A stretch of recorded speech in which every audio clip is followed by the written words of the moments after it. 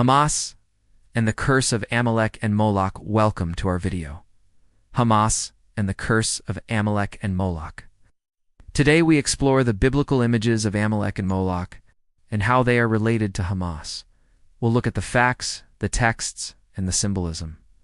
Let's begin. Who was Amalek? In the Bible, Amalek first appears as the grandson of Esau, Genesis 36-12. Amalek becomes the archetypal enemy of Israel. During the Exodus, he attacked the weakest, stragglers at the rear of the people, Exodus 17:8-16. In Deuteronomy 25-17-19, Israel is commanded, "Remember what Amalek did to you." Blot out the memory of Amalek.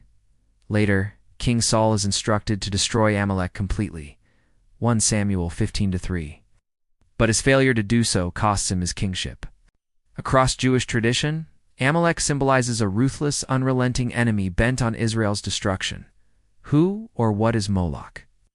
Moloch is mentioned in the Bible as a Canaanite deity associated with the horrific practice of child sacrifice, strongly condemned in Leviticus and elsewhere. Over time, Moloch became a symbol for powers or systems that demand the sacrifice of innocent children. Not only in ancient religion, but also in literature and culture as a metaphor for destructive ideologies. The comparison: Hamas as a modern Amalek. Many commentators, rabbis, and writers have drawn parallels between Hamas and Amalek. Amalek attacked out of hatred and preyed on the weak. Hamas in recent years has deliberately targeted civilians, including children, in Israel. Some describe Hamas as a modern Amalek, representing the same destructive spirit.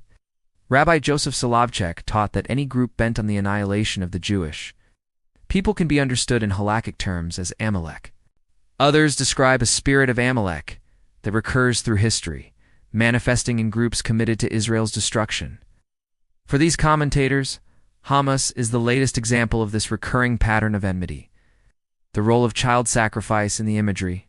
The imagery of Moloch highlights another dimension. Hamas has been accused of using children in its struggle, placing military assets in civilian areas, encouraging martyrdom among youth, and creating conditions where children are the victims of war. Critics describe this as a kind of sacrifice sending innocents to die in a strategy of survival and propaganda. Commentators use the image of Moloch to capture the horror of leaders willing to risk or sacrifice their own children for political or military goals.